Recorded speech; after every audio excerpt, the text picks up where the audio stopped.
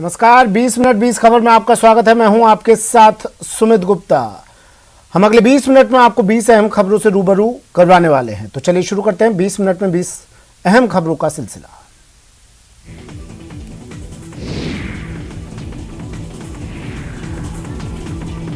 जम्मू कश्मीर के उधमपुर में भारतीय वायुसेना ने अपनी ताकत की झलक दिखाई।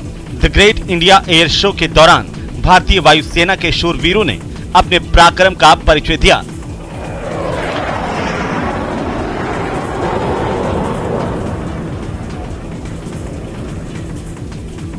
राफेल और अपाचे की गगनभेदी गर्जना से दुश्मनों के दिल दहल उठे। एयरफोर्स स्टेशन पर लड़ाकू विमान राफेल, जगुआर और मिग 29 ने अपना दमखम दिखाया। 8 अक्टूबर को भारतीय वायुसेना के 90 साल पूरे हुए थे। इसी उपलक्ष्य में यहां एयर शो का आयोजन किया गया। इसमें भाग लेने के लिए देश के कई स्टेशनों से लड़ाकू विमान उधमपुर पहुंचे। इस एयर शो में राफेल और जगुआर समेत कई लड़ाकू विमानों ने रोमांचित करने वाले करतब दिखाए हैं। इस शो के दौरान असॉल्ट लैंडिंग का भी प्रदर्शन किया गया। राफेल विमान सबके लिए आकर्षण का केंद्र बने रहे। इसके अलावा लड़ाकू हेलीकॉप्टर, चिनूक, अपाचे के भी करतब देखने को मिले। जी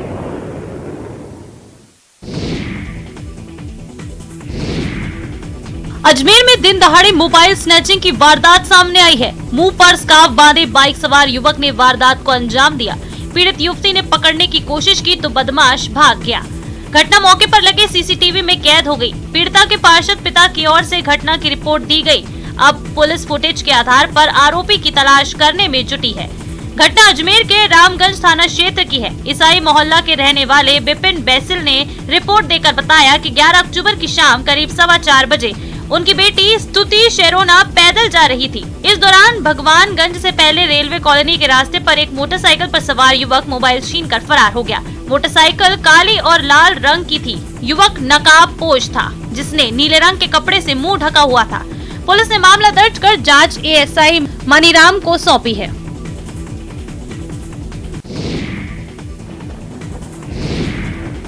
पंजाब के लुधियाना में ट्रेन पर स्टंट करते वक्त युवक की जान चली गई। युवक का वीडियो सामने आया है। ये पहला हादसा नहीं है जिसमें चंद सेकंड की रील और सोशल मीडिया फेम की कीमत लोगों ने जान देकर चुकाई हो, लेकिन ऐसी घटनाएं रुक नहीं रही हैं। युवक के पास से मोबाइल, आईडी जैसी कोई भी चीज नहीं मिली है। ऐसे में अभी तक उसकी शिनाख्त नहीं हो पाई। युवक दिल्ली जा रही मालवा एक्सप्रेस में चढ़ा था। वीडियो में दिख रहा है कि वो ट्रेन के दरवाजे के पास खड़ा है, बाहर की तरफ लटक कर स्टंट कर रहा था।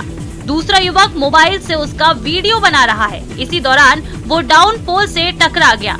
पोल से उसका सिर इतनी बुरी तरह टकराया कि उसका हाथ ट्रेन के दरवाजे से छूट गया और वो उछलकर गिर गया।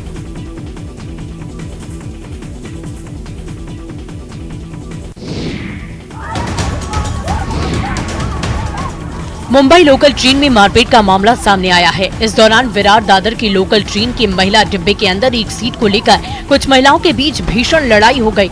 इस घटना के दौरान कैप्चर किया गया वीडियो खूब सुर्खियां बटोर रहा है। लोग अपनी अपनी प्रतिक्रिया जाहिर कर रहे हैं। घटना का वीडियो सोशल मीडिया पर लोग धड़ल्ले से शेयर कर रहे हैं। वीडियो में महिलाओं को ट्रेन के अंदर एक दूसरे के बाल खींचते हुए देखा जा सकता है। एक महिला कांस्टेबल ने यात्रियों को शांत करने की कोशिश की, लेकिन उसकी कोशिश बेकार गई और वो घायल हो गया। ये देखिए कैसे ये दोनों महिलाएं भीड़ में भी एक दूसरे से मारपीट कर रही है। महिला यात्रियों का आरोप है कि ट्रेन से पहले मौजूद कुछ महिला यात्रियों ने दरवाजे को ब्लॉक कर रखा था। इसको लेकर पहले दोनों में काफी बहस हुई, उसके बाद नौबत मारपीट तक पहुँच गयी। महिलाएं फिल्मी स्टाइल में एक दूसरे से हाथापाई करती नजर आई। बता दें, इसके पहले भी ठाणे पनवेल में महिला यात्रियों के बीच जबरदस्त मारपीट की घटना सामने आई थी।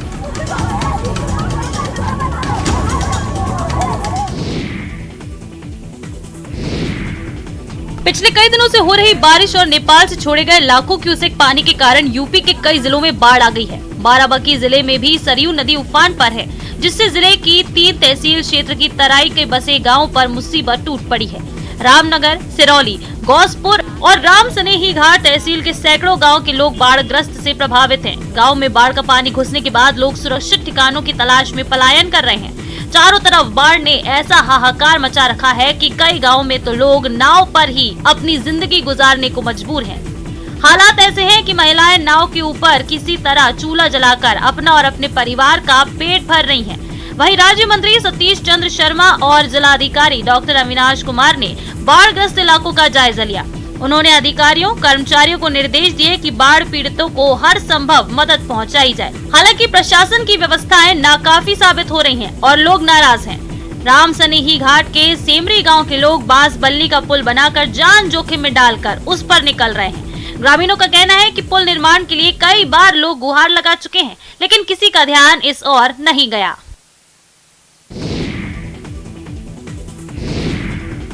उत्तर प्रदेश के बलरामपुर में आई भीषण बाढ़ और कटाव से लोगों की दुश्वारियां बढ़ती जा रही हैं। सैकड़ों गांव बाढ़ के पानी में डूबे हैं। लोग या तो घरों की छतों पर या फिर ऊंचे स्थानों पर शरण लिए हुए हैं। राहत और बचाव के लिए एनडीआरएफ, एसडीआरएफ और फ्लड पीएससी के जवान डटे हैं, लेकिन कई ऐसे इलाके हैं जहां तक अभी राहत और बचाव की टीम नहीं पहुंच पाई है। बाढ़ग्रस्त इलाके में सबसे ज्यादा समस्या पीने के पानी को लेकर है।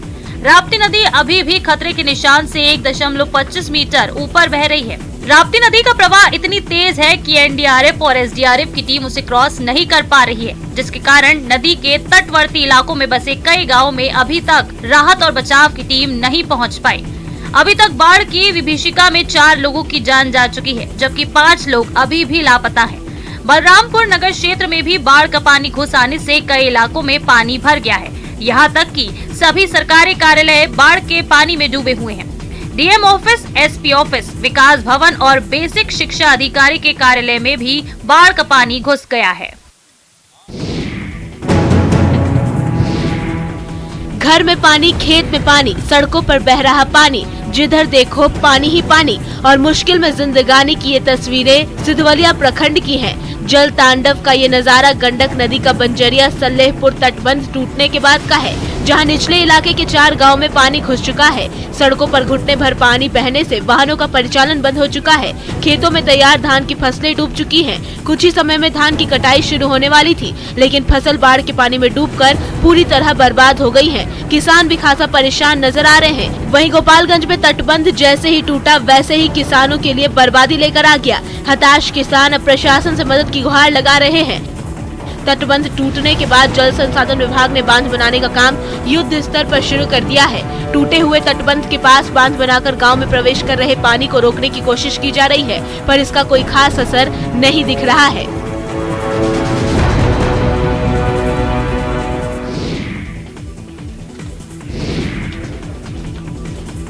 वैसे तो मानसून का आखिरी दौर चल रहा है, लेकिन जिस तरह से पूरे देश में भारी बारिश हो रही है, थोड़ी सी भी लापरवाही भारी पड़ सकती है। प्रदेश में भी कई इलाकों में बारिश का दौर जारी है।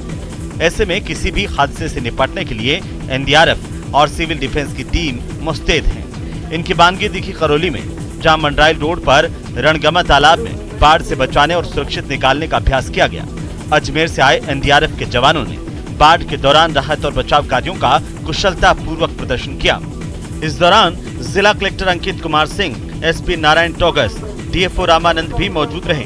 टीम ने बाढ़ के दौरान राहत बचाव में घरेलू उपकरणों से किस तरह सहायता ली जा सकती है और गंभीर स्थिति में किस तरह जान बचाई जा सकती है, ये भी जानकारी दी।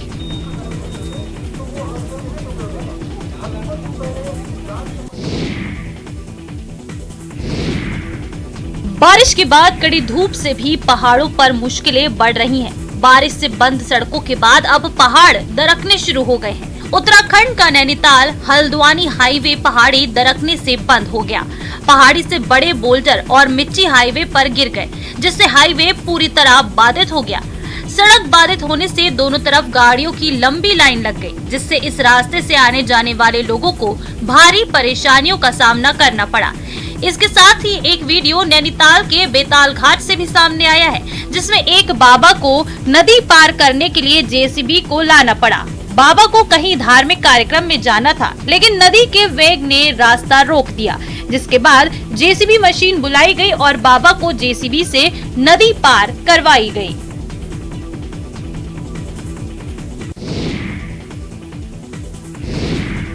जम्मू कश्मीर के गुलमर्ग सहित कश्मीर घाटी के ऊंचाई वाले इलाकों में इस मौसम की पहली बर्फबारी हुई और मैदानी इलाकों में बारिश होने के कारण रात का तापमान कम रहा।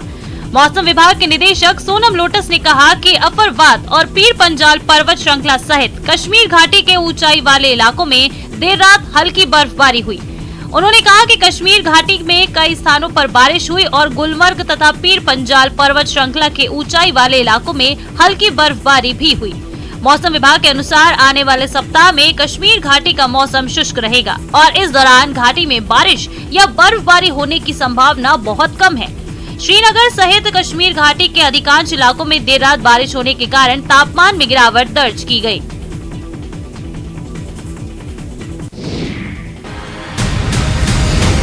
हजारीबाग के किरेडारी प्रखंड में हाथियों का कोहराम जारी है। यहाँ 23 हाथियों का झुंड फिर से बुंडू पाताल के मंझला बोन के जंगलों में वापस आ गया है। ग्रामीणों ने बताया कि रात में झुंड दामोदर नदी पार कर पडरिया चला गया था, जिसके बाद सुबह 5 बजे हाथियों का झुंड वापस पाताल बुंडू के मंझला बोन के जंगल में आ धमका है। देख सकते हैं कि कैसे हाथियों का झुंड कभी रात के अंधेरे में रिहायशी इलाकों में आ धमकता है तो कभी नदी के पानी में झुंड अटखेलियां कर रहा है। हाथियों के आने से इलाके में दहशत का माहौल है। जंगल में हाथियों के डटे रहने से ग्रामीण भयभीत हैं। रात में लोगों ने हाथियों को भगाने की कोशिश भी की थी। आपको बता दें कि पिछले 5 दिनों से हाथियों का झुंड पाताल और बुंडू पंचायत क्षेत्र के गांव में घरों को क्षतिग्रस्त करते हुए फसलों को नुकसान पहुंचा रहा है। इससे लोग भयभीत हैं और जान बचाने के लिए रतजग्गा करने को मजबूर हैं। वहीं हाथियों के उत्पात के आगे वन विभाग कार्रवाई की जगह प्लानिंग में ही जुटा है। वहीं लोग हाथियों को भगाने के लिए वन विभाग की ओर से सहायता नहीं मिलने का भी आरोप लगा रहे हैं।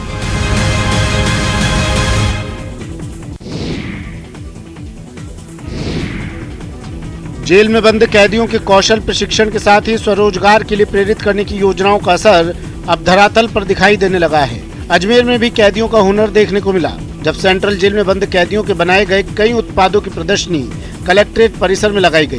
प्रदर्शनी को देखने संभागीय आयुक्त, कलेक्टर, एसपी भी पहुंचे और उत्पादों की तारीफ की। कैदियों की ओर से तैयार अलग अलग उत्पादों को खुला बाजार उपलब्ध करवाने के लिए इस प्रदर्शनी का आयोजन किया गया।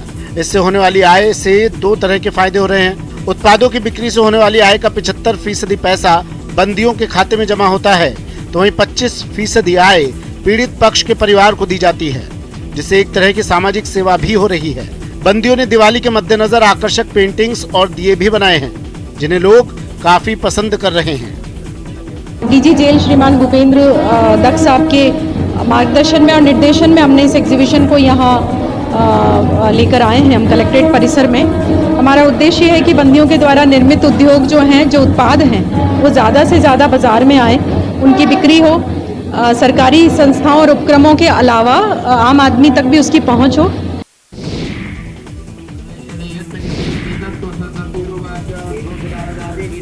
मातृशक्ति की आराधना के महापर्व नवरात्र के संपन्न होने के बाद भी सन सिटी मंत्रोच्चारण से गूंज रही है। दरअसल इन दिनों जोधपुर में सहस्त्र चंडी महायज्ञ चल रहा है, जिसमें 51 वेद पाठी ब्राह्मण यज्ञ कुंड में आहुति अर्पित कर विश्व कल्याण की कामना कर रहे हैं।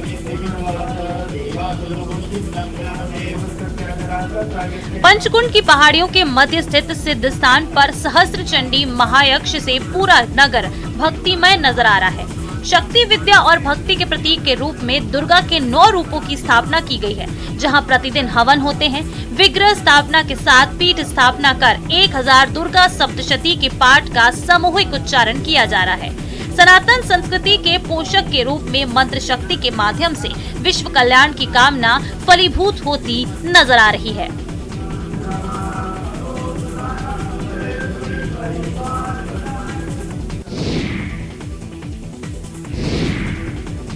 भालुओं के संरक्षण के लिए हर साल 12 अक्टूबर को विश्व भालू दिवस मनाया जाता है। संकट के दौर से गुजर रहे देसी भालू के हालात अच्छे नहीं हैं। आज देश के जंगलों में सिर्फ 10,000 देसी भालू ही बचे हैं। राजस्थान में भी भालुओं के सामने संकट का दौर है। वन्य जीवों में सबसे ज्यादा नटखट मिजाज के लिए भालुओं को जाना जाता है। राजस्थान में सबसे ज्यादा भालू दक्षिण और दक्षिण पूर्वी राजस्थान में पाए जाते हैं। इनमें जालौर में सूंडा माता, माउंट आबू, फुलवारी की नाल, कुंभलगढ़, रावली, टाटगढ़, अजमेर में ओड़ा में पाए जाते हैं, जबकि कोटा, धौलपुर में एमपी बॉर्डर से स्लॉथ बियर की अच्छी तादाद है। कोटा के साथ ही चित्तौड़गढ़, रणथंभौर, सिरोही, माउंट आबू, उदयपुर, राजसमंद, करौली और धौलपुर, सवाई माधोपुर के कई संरक्षित क्षेत्रों में भालू पाए जाते हैं।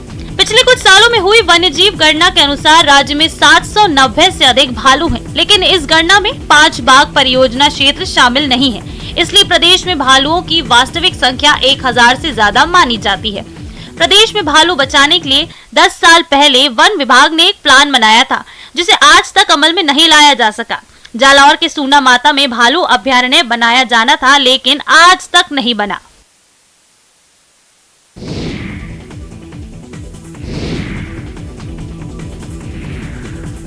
गुलाबी नगरी जयपुर को दूसरे सबसे बड़े पार्क सिटी पार्क की सौगात मिलने जा रही है। मध्य मार्ग मानसरोवर इलाके में बन रहे सिटी पार्क के उद्घाटन का समय तय हो गया है। सीएम अशोक गहलोत 16 अक्टूबर को शहर वासियों को सिटी पार्क की सौगात देंगे। ये पार्क देश के चुनिंदा पार्कों में से एक होगा।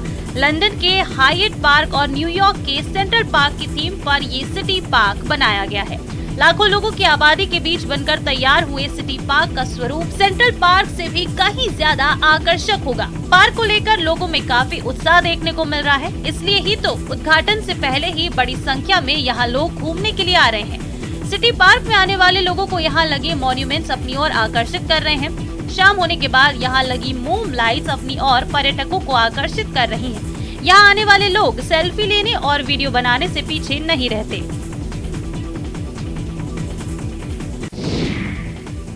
अपने देवी सुरक्षा शक्ति से प्रार्थना करो कि सीमा पे हमारे डटे हुए जवान वहाँ पे हस्त पुष्ट बल कसंचित रहकर तीनों सेनाएं जल थल वायु गति रहें और हम सब लोग यहाँ से उनके लिए प्रार्थना करते रहें। वीर तुम बढ़े चलो, धीर तुम बढ़े चलो, सिंह की दहाड़ हो, सामने पहाड़ हो, तुम निडर रुको नहीं।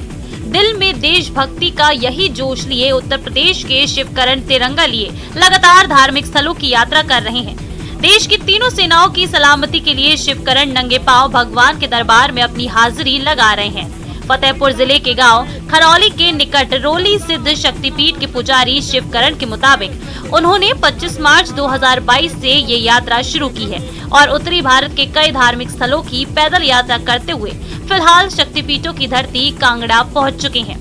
शिवकरण ने बताया कि वो अभी तक ग्वालियर, झांसी, चंडीगढ़, कालका, नैना देवी, चिंतापूर्णी, बाबा बालकनाथ, ज्वालाजी होते हुए अब कांगड़ पहुंचे हैं। लगातार 6 महीने से पैदल यात्रा कर रहे देशभक्त शिवकरण ने ब्रजेश्वरी देवी मां के दर्शन किए और देश की तीनों सेनाओं की सैनिकों की सलामती की दुआ मांगी। उनकी पैदल यात्रा अब कांगड़ से चामुंडा देवी, भलेई माता मंदिर चंबा, जम्मू मां वैष्णो, नीलम घाटी, चाइना बॉर्डर पर स्थित देवी मां और किश्तवाड़ में चंडी मां के दर्शन करते हुए मचेल में समाप्त होगी।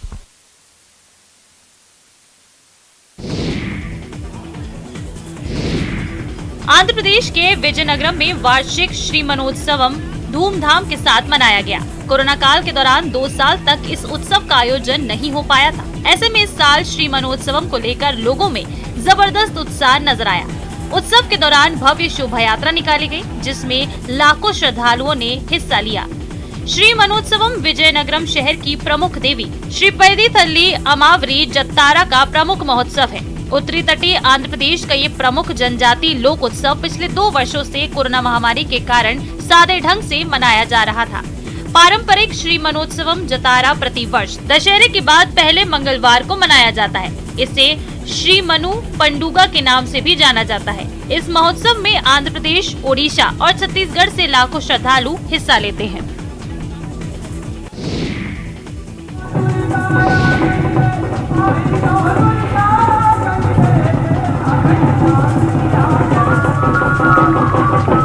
राजधानी जयपुर के जवाहर कला केंद्र की ओर से आयोजित लोकरंग महोत्सव के दूसरे दिन शिल्पग्राम में लगे राष्ट्रीय हस्तशिल्प मेले में दस्तकारों के हुनर को सराहने के साथ ही आगंतुकों ने कई लोक कला की प्रस्तुतियों का आनंद लिया।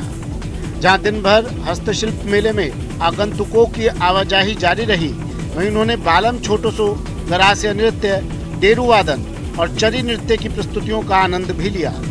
विभिन्न राजस्थानी अंचलों को समाहित करने वाले शिल्पग्राम में थपट्टम की प्रस्तुति के साथ तमिलनाडु की भव्य संस्कृति की झलक दिखाई दी। लोक उत्सव में गुजराती गीतों की मधुरता, चेहरे पर हर्ष और कोरियोग्राफी में नए प्रयोगों के साथ कच्छी गरबा की प्रस्तुति दी गई। तमिलनाडु में मांगलिक अवसरों पर होने वाले प्रसिद्ध साटेकुची अट्टम की प्रस्तुति ने दर्शकों में ऊर्जा का संचार किया।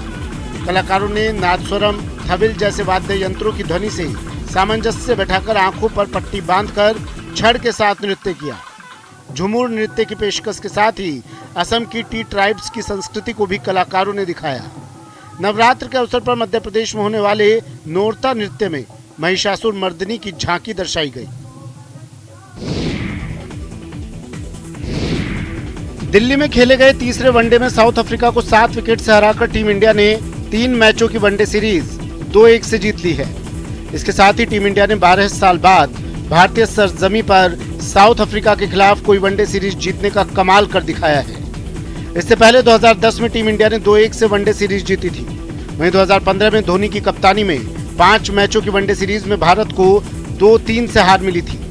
मंगलवार को तीसरे वनडे में टीम इंडिया ने 7 विकेट से जीत दर्ज की। पहले बल्लेबाजी करते हुए पूरी अफ्रीकी टीम 27.1 ओवर में 99 रन पर ऑल आउट हो गई। ये साउथ अफ्रीका का भारत के खिलाफ सबसे छोटा स्कोर है। इससे पहले 1999 में भारत ने अफ्रीकी टीम को 117 रन पर ऑल आउट किया था। भारत के लिए सबसे ज्यादा 4 विकेट कुलदीप यादव ने लिए। वहीं शहबाज अहमद, मोहम्मद सिराज और वाशिंगटन सुंदर को 2-2 विकेट मिले। जवाब में भारत ने 19.1 ओवर में 3 विकेट खोकर टारगेट हासिल कर लिया। सबसे ज्यादा 49 रन शुभमन गिल ने बनाए।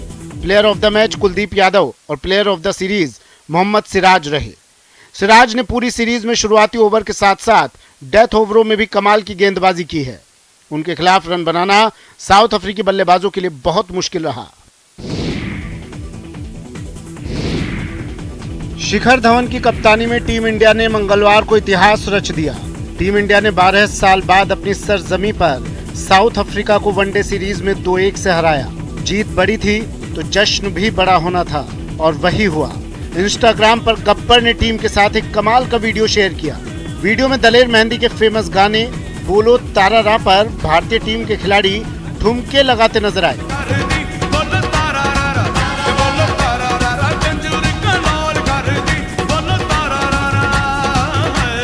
कुलदीप यादव, मोहम्मद सिराज और शिखर धवन के स्टेप्स के तो लोग दीवाने हो गए। वहीं श्रेयस अय्यर, ऋतुराज गायकवाड़ और रवि बिश्नोई टेबल पर चढ़ के डांस करते नजर आए। सोशल मीडिया पर ये वीडियो वायरल हो रहा है। बता दें कि मंगलवार को टीम इंडिया ने दिल्ली में खेले गए आखिरी और निर्णायक वनडे मैच में साउथ अफ्रीका को 7 विकेट से रौंद दिया। साउथ अफ्रीका की टीम सिर्फ 99 रन पर ऑल आउट हो गई थी। भारतीय टीम ने 20वें ओवर में ही सिर्फ 3 विकेट के नुकसान पर यह लक्ष्य आसानी से हासिल कर लिया।